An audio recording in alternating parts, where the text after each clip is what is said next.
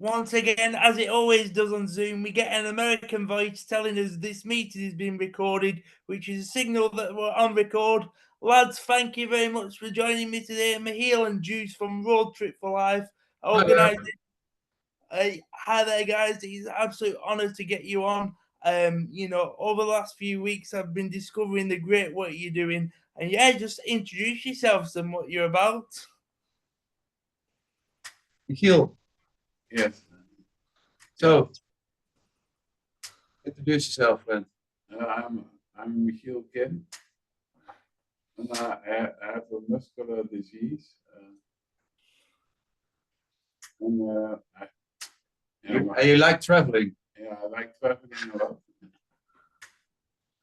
And my name is Joost, and we've been friends since we were 9, and we are now a bit older. Not too much. Almost 50. Oh, brilliant. And ever since we have been traveling Europe, traveling other continents. It's in our personal best interest that we have a trip planned every year to have something to live towards, to live to, and that's us. Yeah, that's one thing I've found fascinating. Reading into your story and the work that you do over the last few weeks. Because as you know, I'm a wheelchair user myself, and for the last few years, I've been able to explore more through having an off-road wheelchair, and people's attitudes towards supporting me changing and maturing. So I feel like I'm reliving my younger years, even though I'm still very young in terms of nearly 25. It's not always been this way where people's attitudes have been positive towards support. Not that I didn't have support before, but we're reaching a stage now where it's a lot more organic and helping. And I feel like it's vital to get out there and explore the world and experience new things. Can you, before we get into that though, can you talk a bit about your early friendship years and your friendship dynamic? Our friendship dynamic. Yeah. Well, we met each other at a get-together of our parents. They were in a business club, Rotary kind of thing. This was a weekend where the kids and the parents went on a long weekend, and that's where we met, right? Yeah, that's right. Yeah. And back then, Michiel could still walk, and we became friends in that weekend, and ever since have been friends. Yeah. From my when I was 11, I came in an electric wheelchair. Yes. Interesting. And what was life like growing up in Holland in terms of the accessibility, people's attitudes towards disabilities, and how have you seen that grow and develop as your friendship has gone on and supported each other?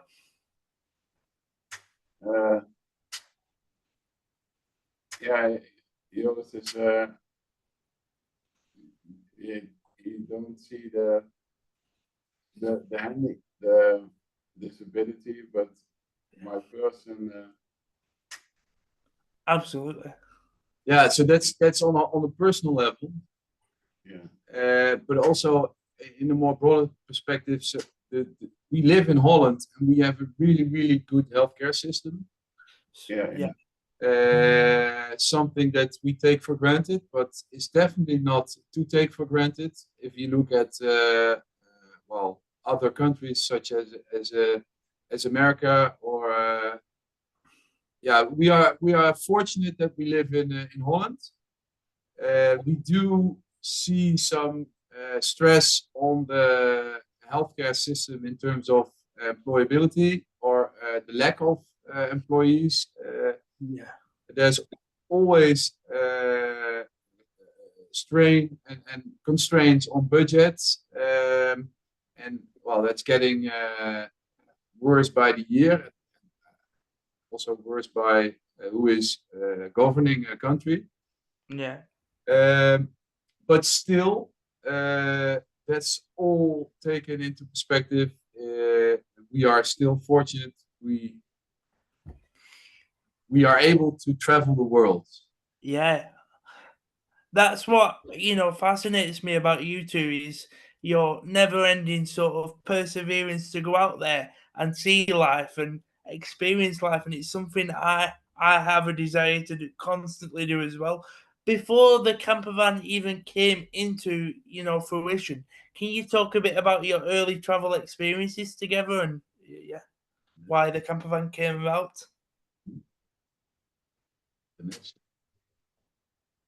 Oh, the early, it's no, West Capella, I think. Yeah. So we had a house in Zeeland. Yeah. It's in the Netherlands. And my granddad, we had a house on near the beach, and so we went there every summer. Yeah, that's what triggered the sequence of a yearly holiday, right? Yeah. We still do that up till now.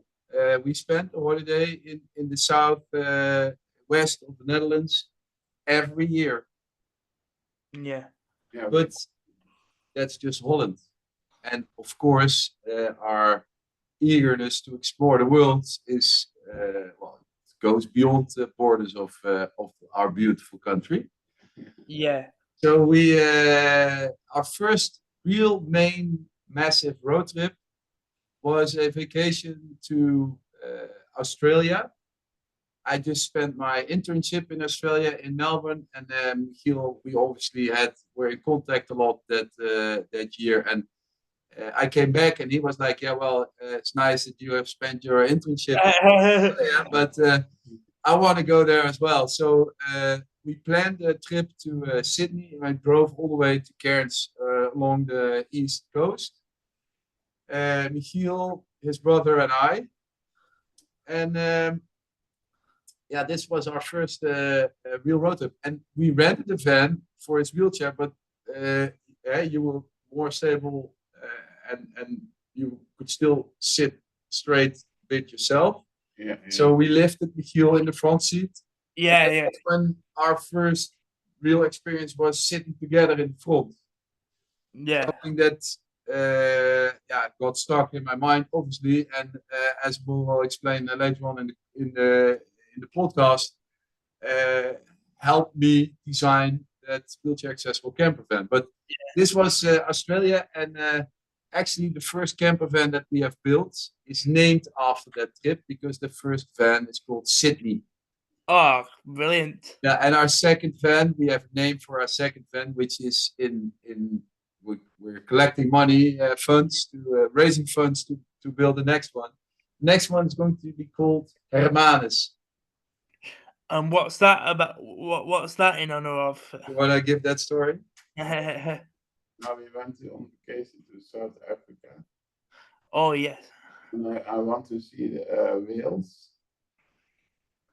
And from Hermanus you can go by boat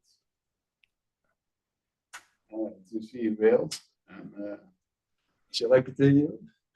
Yeah. We nearly died in Hermanus. Oh no. We were carrying Michiel in his wheelchair, so his push wheelchair, because we bring a electric wheelchair and a push wheelchair for versatility and these kinds of adventures. And we were lifting him on the boat over a ramp, right? And that ramp was attached to the boat with a knob, like you have on your car, right? Yeah. So it's flexible and the boat can go up and down, and it stands on 2 feet on the shore. Yeah. We're on the high end of that bridge, right? And what happens? The bridge starts tilting. Yes. And it falls over with 4 people no. on it, and Michiel in his wheelchair. Luckily, one of our travel companions, the wife of Michiel's brother, jumped in between the lamppost and that bridge, keeping us from falling between the shore and the boat by pressing her body between the havoc. Really crazy. So we quickly got off on the boat, sat in our chair, completely shocked of what just happened. But it's a tourist attraction, so people get on the boat and they don't give a shit. They're going to see whales, and we are also going to see whales, right? So we take off in the boat, and it's windy. The sea was very wild. The sea was extremely rough, like wave after wave, pounding, and he's sitting there next to me, going like, because he can't. Well, so I'm holding him straight to the sea with all my power, and his brother, the other strong guy in our travel group, was turning from red to white to green and starts puking over the side of the boat. So we're like, it was crazy. And then we obviously came to that spot where we could see the whales, and the sea was a bit more calm there, and we saw whales. We saw and then we headed back. Mission accomplished. Another tick the box moment for our travel experiences. But absolutely. And another thing that when watching your TED talk, which is what I'll get onto in a moment, South Africa seems to be a place of invention for you both, where you have to adapt. Otherwise, you don't end up going on holiday. Can you talk a bit about on the plane, Joost and Michiel, when you had to adapt a European plug and an American plug situation to ensure that you could go on your holiday? Weer opzetten? Wat? Ik geef de intro. Ja. No, when we go to South Africa, we went by plane, and I have my your respirator. Yeah, respirator. And it needs power. It needs power in it, and I had an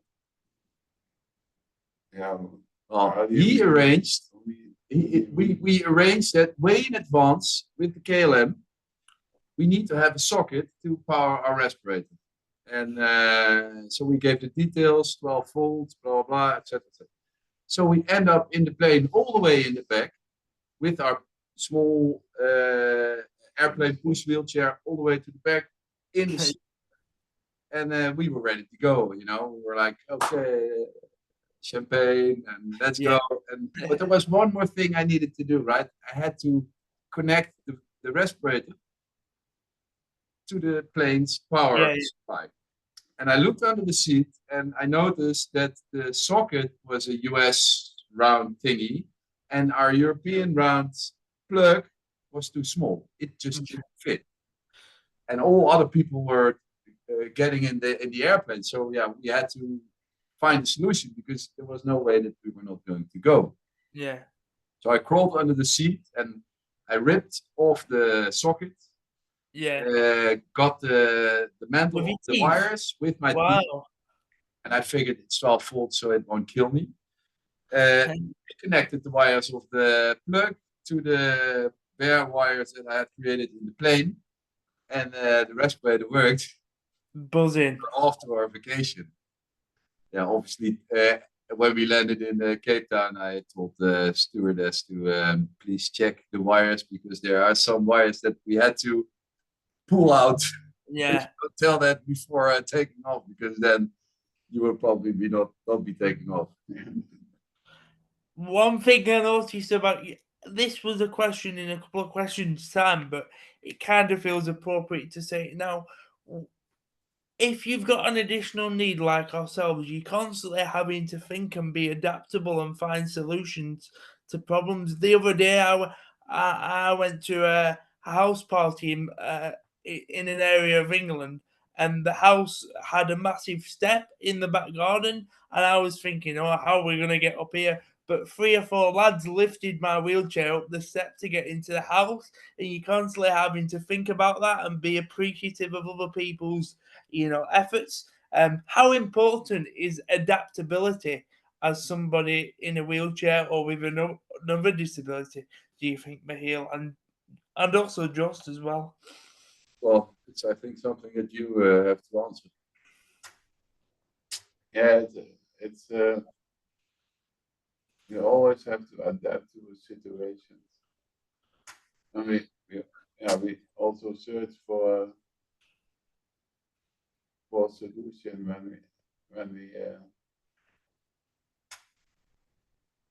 When we're stuck. when we're stuck or Yeah. And for me, it's always really inspiring to see that resilience in Michiel Absolutely. and in anyone in that similar situation, of course. And that's also what I experience now firsthand when meeting so much people who rent our van. If they encounter a problem during their travel, then the only solution is to fix it, to find a solution to continue. And that's on a very practical level. But if you getting up that stairs of that house party that you just mentioned, it's the practical stuff that you need to solve. But looking at the perspective of from the perspective of how you live, how you conceive of what the next day, the next week, the next month, next year, it's full of having to adapt to shit that life throws you. And that's I'm really humbled to see the resilience in you as a person being able to cope with that. That's inspiring to me. Yeah, definitely. Adaptability is a mindset as well as a physical output, isn't it? I would say it's a mindset and a belief system. Do you agree? I 100% agree. And when I'm sharp enough, I apply it to problems that I encounter in my life. It's definitely not something that's only there when you are disabled. It's just absolutely it's a mindset. But I do feel that it's as a disabled person, you're less able to not go for that solution. So you are more triggered to tap into that resilience that you have instead of being able to walk around a problem and not solve it or I totally get you. Yeah, 100%. And that adaptability then brought the road trip for life campervan. Do you want to talk about that, how it came about, and the design process, etc.? Yeah, how it came about. So we are used to travel a lot, right? by plane. By plane, but that's becoming more and more difficult due to the profits mindset of such companies that they have only a few minutes to load and unload people. Yeah, totally agree. Then the alternative is travel by car, and Michiel has, again, we are fortunate that we live in the Netherlands and have a good care system. He has his own car. But yeah, he sits in the back. And when we travel with his car, there's it's not a nice trip. Same here. Yeah. He can't have a conversation because he can't come over the road noise. So yeah, we had to because we still want to travel. We just wanted to rent a campervan. That was initially the start of the idea to keep us mobile. And since a campervan that's accessible for a wheelchair is hardly available, Yeah. And I was in the fortunate situation in my life that I had some time on my hands and some savings, that we decided to build a campervan ourselves. Hit the Yeah. open road. Yeah. Yeah. What did the design process entail then, and how did you go about getting the relevant equipment? Because again, referring back to the TED Talk, I believe you had little to no experience in designing things like that, so you were learning as you go. Were you learning as you went along? Yeah. Kijk, we have a lot of knowledge of taking care of each other, Yeah. right? Michiel has certain equipment. It's generic. I see one hanging behind you. It's a ceiling lift. Yeah. Yeah, it's a tool that makes your life as a caregiver and your life as Yeah. someone Receiver. who needs it, makes it easy. The transfer from wheelchair to bed and to toilet is done with that device. Yeah. So key was to have that device installed in the camper van. Yeah, and then that experience that we had in Australia, that road trip along the east coast, where we were able to lift Michiel in the front seat of the car, and we were literally sitting together, yeah, like this. Yeah, brilliant. That was obviously stuck in my mind, and that came to life in the design of the floor plan and the layout. Yeah,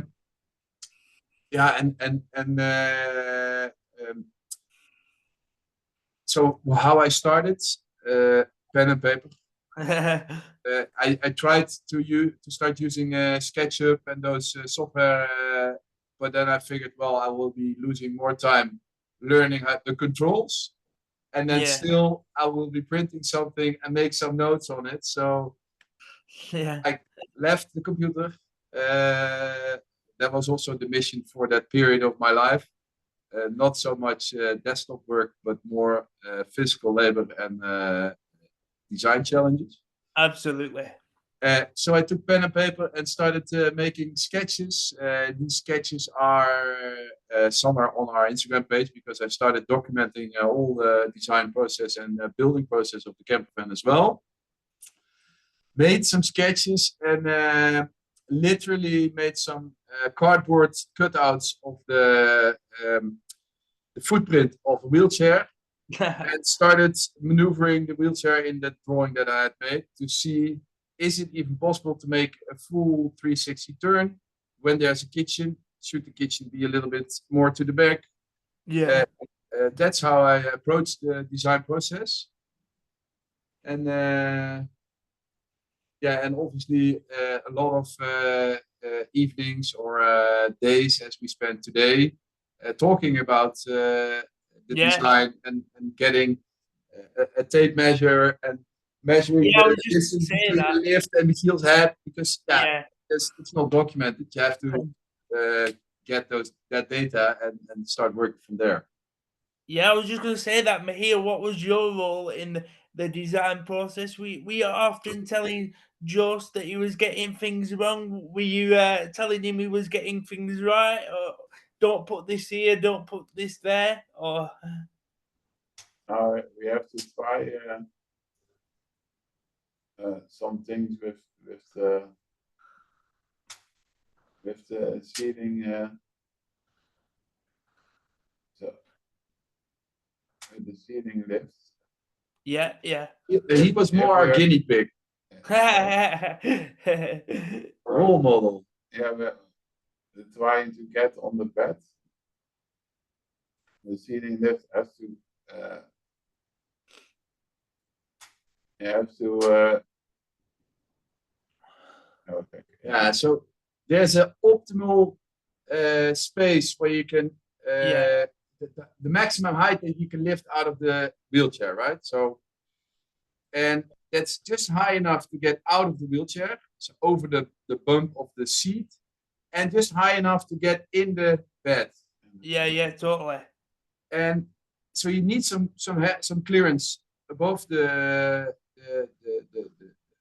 in that range, right? Yeah. And we needed to know how much centimeters that we have, because we were talking half a centimeter plus and minus could make it possible or not possible. So once we figured out the height, I made a prototype of the rails, so that lift hangs in a rail, and the rail is on the roof of built on the roof of the van. And I bolted everything onto the roof, and that video is also on our Instagram page. If you scroll back in history, we literally started lifting him out of the hut for the first time, not knowing if it would work, right? So out of the chair and then into the bed. And as it turned out, the bed was like 5-6 centimeters too high, because he was touching his butt when we went into the bed, and there wasn't even a mattress on, which is 16-15 centimeters high. Yeah. So I had to rebuild the bed base and lower it. So yeah, his role is helping me get the idea of dimensions, and obviously what the needs are. But it worked. We made it, and the lift works really well now. Yeah. Oh, by the way, what you notice is that I bought the Sprinter without knowing that the project would even succeed, because I had already bought the Sprinter. I had already bolted rails to the roof. Yeah. So based on my cardboard cutouts and designing, I thought it was possible, but I also visualized it was possible. So maybe that helped out a little bit. Yeah. Michiel, you are the glue that holds this whole project together. You're giving so many people a reason to, go out there and see the world, and just coming away from the questions just a moment. Speaking to you both, genuinely, I don't tell lies. I'm so happy, listening to your story and your journey, because life isn't easy, and it's not always been easy for me mentally as well. But over the last 5-6 years, I've been in a space where a lot more calmness and a lot more peace and understanding of how my brain works to overcome adversity. And I suppose that's a message for everybody, isn't it? That life can always get better. Even listening to you is making me well proud. I've even got bits of happiness tears in my eyes, because it's such a positive story. Can you talk a bit about that first trip and the emotions that you felt within the adapted campervan? Well, before we start talking about that first trip, go on. Sorry. I think it's we were at the point in the development process where we thought we weren't able to go on our first trip. Yeah. It seems like it's all smiley and happy, and everything works out as we designed. It's true. Blah, blah, blah. Yeah. But in reality, we also made some mistakes, or maybe I made some mistakes when building the campervan. Shall I elaborate on that? Yeah, go on. Yeah, you can go ahead. So, what's important to me when you travel is that you have good music, decent speakers, good sound, tweeters, crossover. A road trip is good, but it's better when you have your favorite music screaming out loud through the. Yeah. At least that's my idea. So I built in speakers and tweeters, and you know what. And then there was this one thing I had to change, and I had to make a disconnect the cable that I had hooked up on a big cable. Yeah. And I had to cut off the tie wraps. So click, click, click. So I clicked them all off and reconnected and changed something, and the music was stopped. And this was on a Friday evening, and it worked. So I closed up for the weekend, and because next Monday I had to bring the Sprinter camper van to a garage for some special thing on the suspension to get it cleared as a camper. Yeah. And this Monday morning, I recall this very, very vividly. I have my bread because it's like 6 in the morning. I had to be there early. I get in the van and I try to start the van. It doesn't start. Oh no. Okay, what happened? What happened?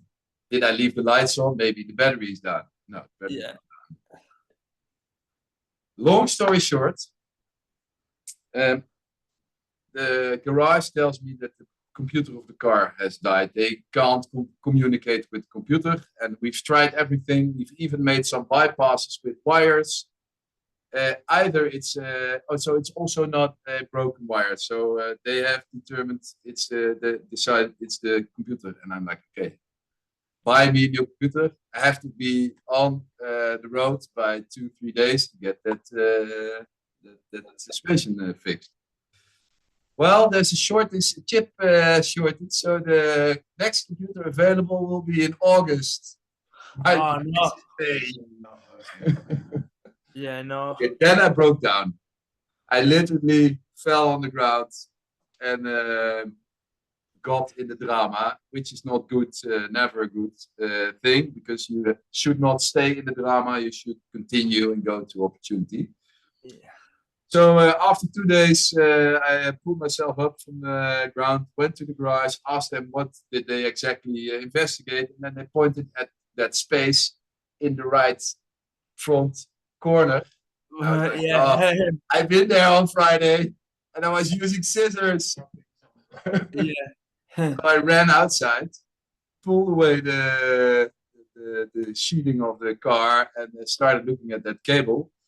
And yeah, well, what I did, by clicking through that tie rip, I accidentally also cut through the ground wire of the computer. So they had rewired all the wires except for the ground wire, and that was exact. Anyway, made the wires back together, turned on the ignition, and the car was running like nothing happened. Yeah. So yeah, stuff happens and happened in the process of building the camper. Some good companies generously giving us materials to build the camper van. Some bad hiccups, hiccups in the build process. Yeah. Of an unexperienced engineer fixing stereo. Yeah. But then we went to our first road trip. And why did we go to where we went, Michiel? Oh, my office had 75 anniversary. Oh, brilliant. And they organized a weekend to Ibiza. Oh, Ibiza, that's brilliant. I'd love to go there. With all the colleagues, and I can all the colleagues go by plane, but now we can go with the camper. Did you go partying?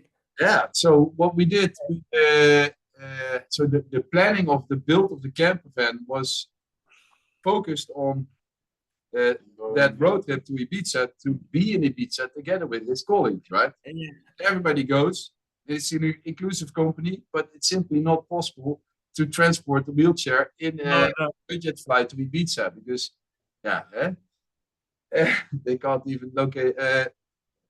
So we had to travel by car, and the camper van should be ready. So the camper van was ready, and this was our first trip. And the first trip was brilliant. We made a road trip through France, visiting some friends and family.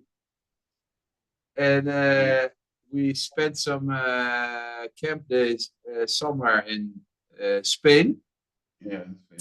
And then we made the boat trip to Party Island Ibiza from where? From Dania. Dania, which is a 2-hour boat trip, some 1.5, 2 hours road Yeah, trip. well, yeah. And then we spent our holiday in Ibiza in a hotel with airco, so everything comfortable because the boss was paying. Uh, and yeah, we had some brilliant parties and dinners. Oh, And, David Cat. I went to David Guetta in Oh, class. the high Ibiza of space. Or what is it called? Oh, yeah. Space, I think it's called Space, yeah. And I went to Ushuaia. We went to Padel. Oh, that's an ambition of mine to go to Ushuaia. Yeah, it was very nice. So we had a good trip. And this was the maiden voyage of the campervan. We had to return home quickly after that holiday because I had set up a rental website for our wheelchair accessible campervan, and the van was already booked. Oh, yeah. We returned on Wednesday, and on Thursday, Sam, our first adventurer, went with his parents to Italy. Superb. Yeah, so it was the ride back was quite hectic, right? 2,000 kilometers in 3 days. 3 days. So it's, I suppose that's the next question, lads, to both of you, where the idea was to get other people involved, because that speaks volumes about you two and the people that you are, that you also want other people to share in your experiences, as do I. I very much have socialist values where, I believe everyone should have access to work, employment, travel, but unfortunately over here in the UK, that's not always the case, but for you to provide an outlet for others, again, just makes me so happy. Where did the idea come about to share your experience and the van itself? Yeah.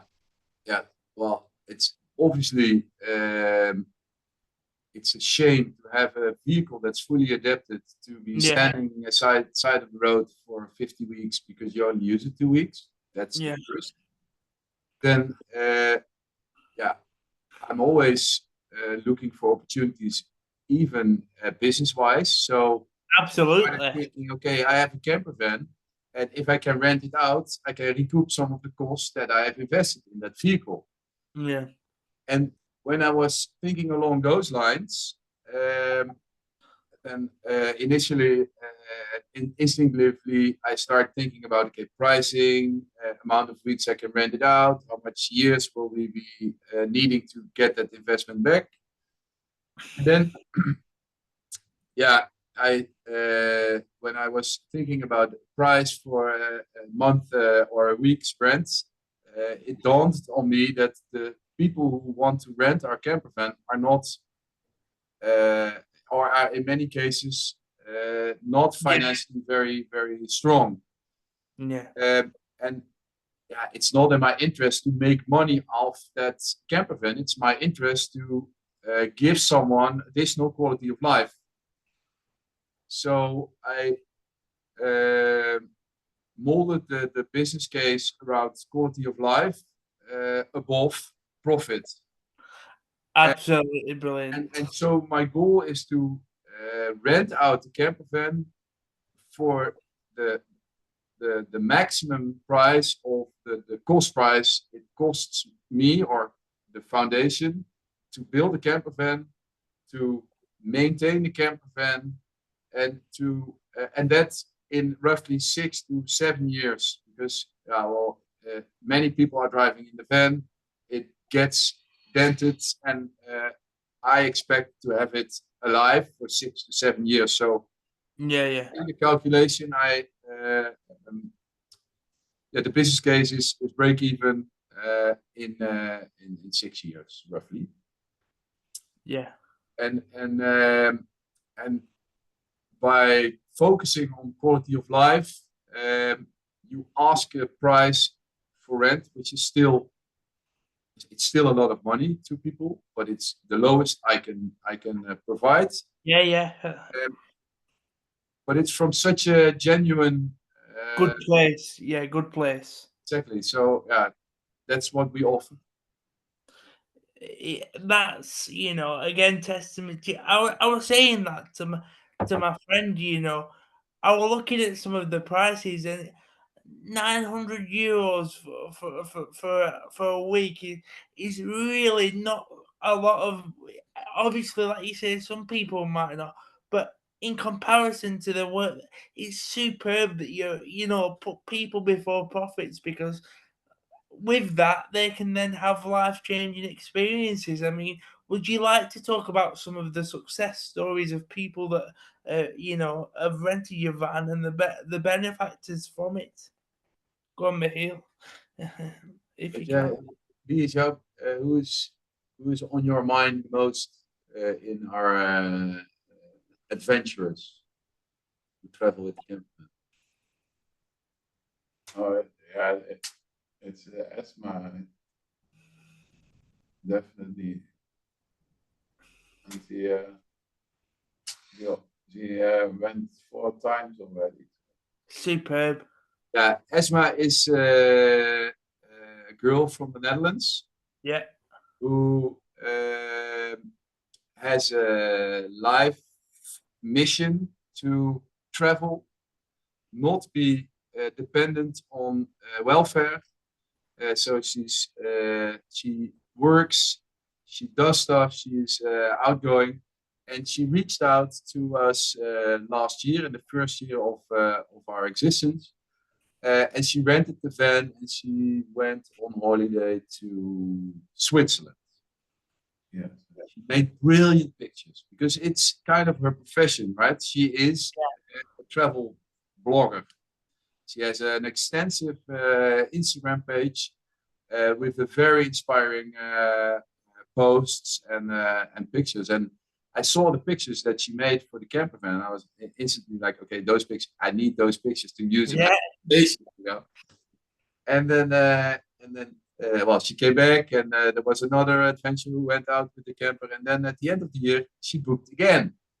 The last Superb. week of the first week of October. Or was it even November? I don't know. It was late in the year, November. She went to Spain. And and before she signed the contract, she contacted me and she was like, "Okay, Joost, I see that you like my pictures and you know that I'm a travel blogger.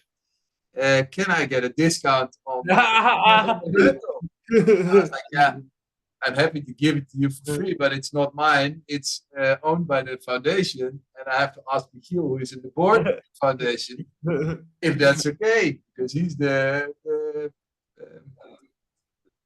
financial man in the."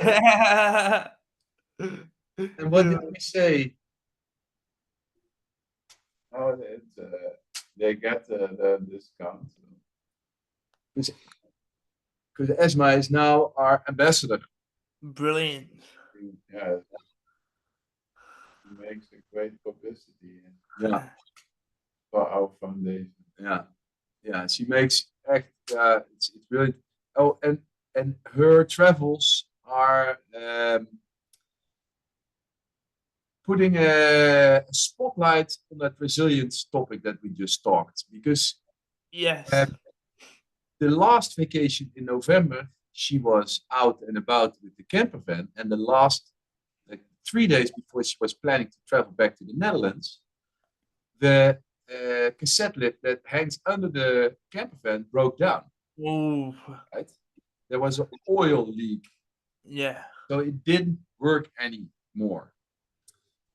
So she was standing outside of the camper van in the middle of nowhere on some camper parking place, no one around. So she and her travel companion Femke managed to get the wheelchair back in the van just by parking the car next to a small ridge. She got up with all these stories on her Instagram page. I highly recommend you to check it out. Please send it to me. Adventures. Leave a link in the comment. Yeah. And then they traveled back in 3 days. It was raining outside, so that's what she wrote. There was literally no way to go outside. She was happy to spend that trip in the car. It's comfortable and it was good, but it showed me again that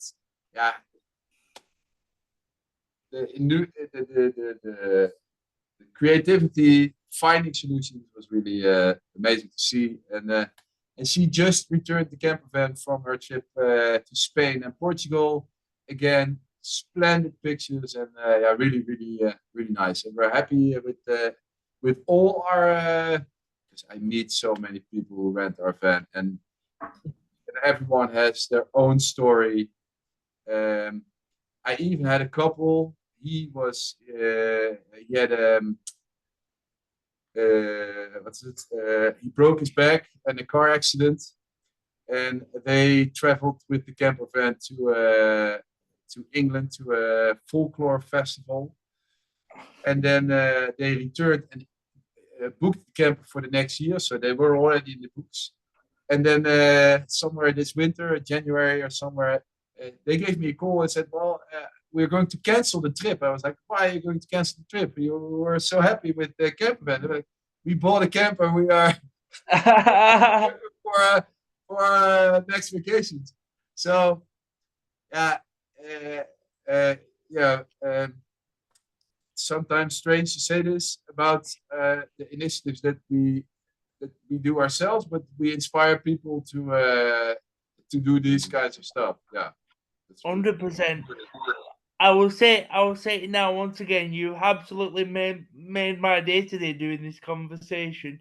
You know, I know for the rest of the day I'll be smiling, and honestly, like speaking to you, it makes my heart happy again because, like I say, it's about not giving up. We all experience tough times, and like I said, in my early teenage years, this went on for 4 or 5 years, feeling very sad and angry, and not necessarily understanding who I was, but over the last 6 years, far much more control, and even putting yourself through moments of adversity, you figure out who you are and that you're capable of doing so much more. And I believe people can learn from people like ourselves or who experience, moments of adversity.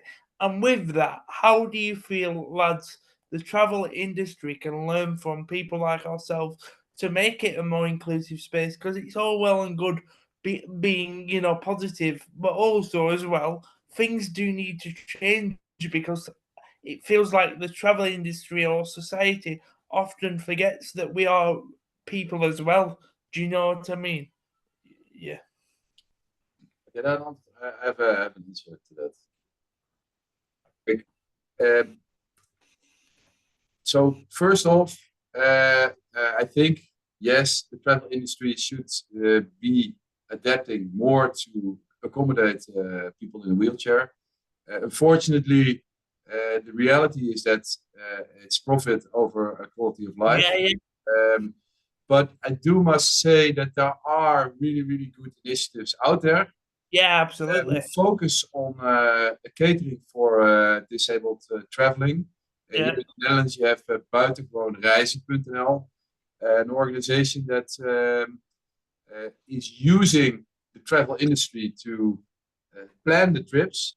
And their role is to make sure that what they book is according to what they say. Yeah, yeah, absolutely. Because that's where the challenge is, right? How many times did we visit a hotel where we made sure that the bed was on off the ground so we can push our lift under the bed, and it's simply a box spring standing on the ground.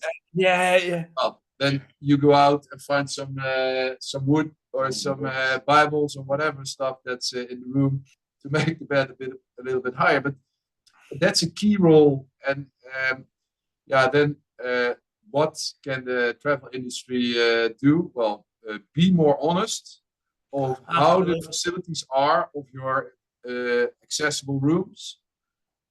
Make more detailed photos, perhaps make a video where someone is pushing a wheelchair through the bathroom, showing that there are no ledges or I think that's something that they could do.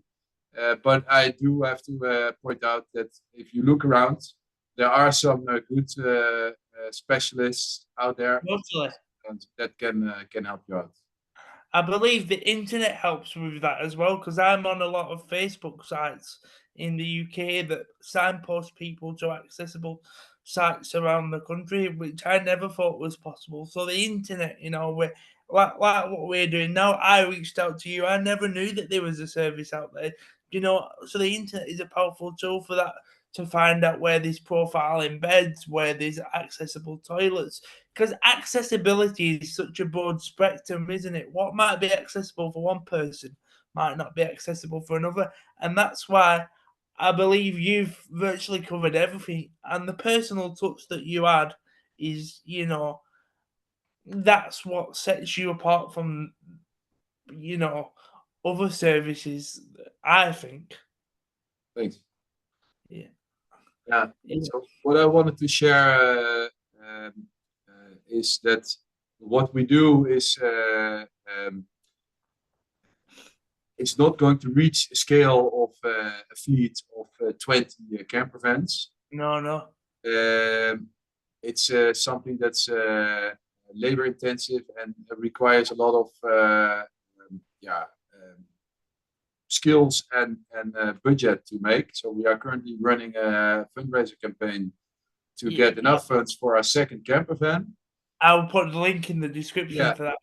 But I think what I wanted to throw out into the world through your podcast and through other ways as well is that whatever we have designed, developed, our business case, our Excel sheet, our contract, whatever we have to run the current camper van and the way we do fundraising is something that we share.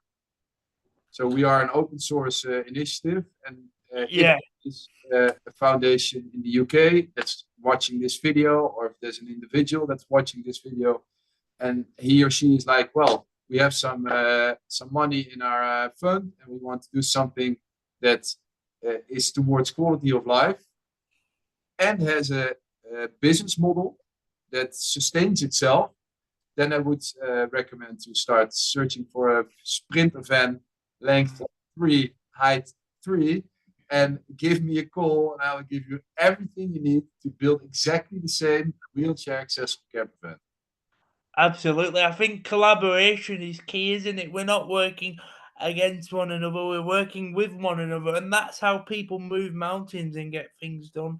Yeah. I'm on to the last couple of questions now, but can I just say I've done many podcasts, and I always say this is one of the best ones that I've done, because I'm not necessarily interested in doing this as a full-time career or arty-farty, celebrity kind of make any sort of influencer career. I can't fully explain it. I'm interested in real conversation, not fakeness. And it's brilliant to hear your story, and also as well, Joost and Michiel, it's brilliant to see your dynamic as friends, because often, like I said to you previously on Instagram, I had to wait a few years, even though my friends are very, very supportive and we always did things together.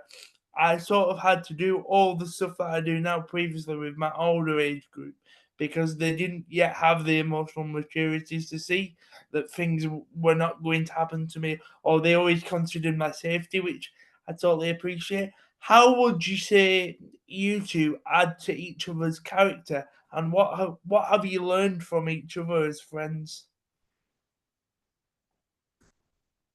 Deep question. Yeah, sorry. Yeah,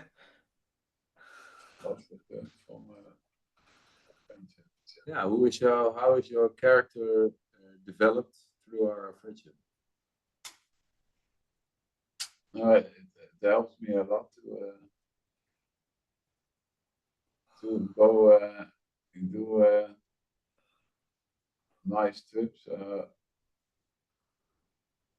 Maybe, yeah. Michiel is a person. I organize. He's very organized.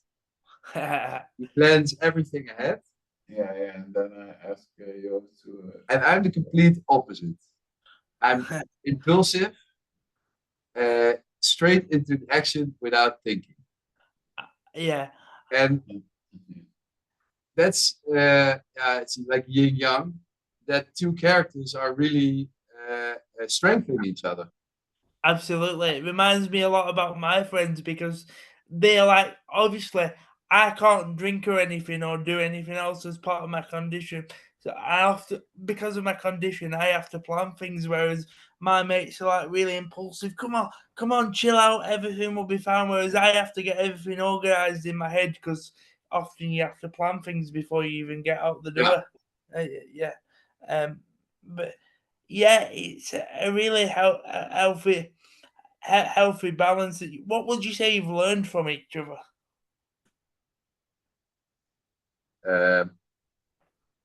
Well, as I pointed out during the conversation, what I'm still learning from Michiel is um, to put things in perspective, Yeah, to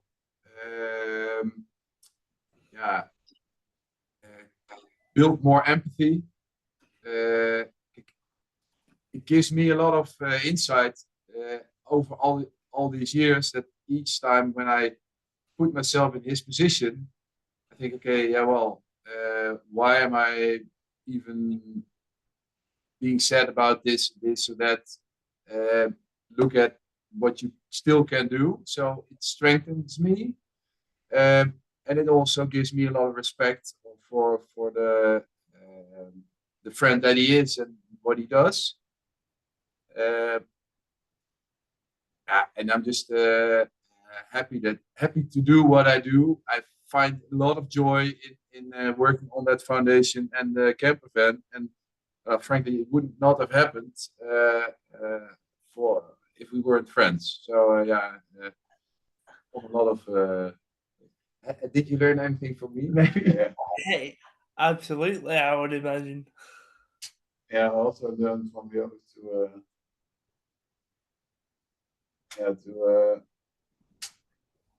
let go sometimes, and The control of your life. oh yeah,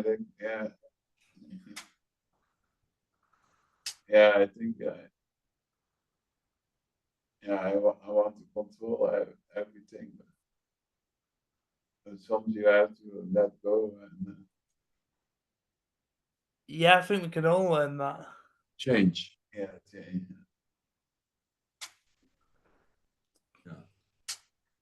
and Totally.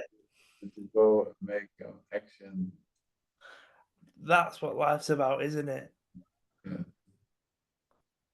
With that, as a final sort of sign-off message, have you got any advice for anyone who perhaps nervous about traveling and wants to get out there and travel? Because I've spoken on my Instagram, I'm going to Germany to the European Championships to watch England this summer. I'm very nervous, but I'm taking your attitude, Jost, and just going with it and hoping my wheelchair doesn't break down on the plane or whatever, you know. Yeah. Well, as a final thought, I would say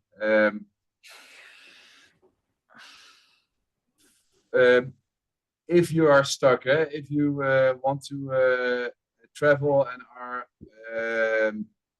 looking up to because of your disability or because of your, I don't know, whatever mountains that you see in front of you, know that when you ask someone to help out, in many cases, people around you are willing to help out. They will. They can help you get out of that thinking process and Predicament. getting into putting some steps. And then also what helps me a lot is that don't try to take that leap, but just make some small steps every day. If you want to approach a big challenge or a problem, that is also something that helps me a lot when building a camper van, for instance. Absolutely, and that's a metaphor for life, isn't it, lads? Where can people support your initiative? Just before we stop the recording. Yeah, so we have a website. It's roadtripforlife.nl, and it's in Dutch and in English. So there's a menu, and you skip to English, and then you have all information about our foundation, ways to donate, but also a download of our yearly reports, and you can ask for designs, whatever stuff you need if you want to build the same camper van. Brilliant. Oh, and follow us on Instagram, because on Instagram we post all pictures that our adventurers are sharing with us. So it Yeah. gives a really cool insight in what you can experience when you travel with the camper van.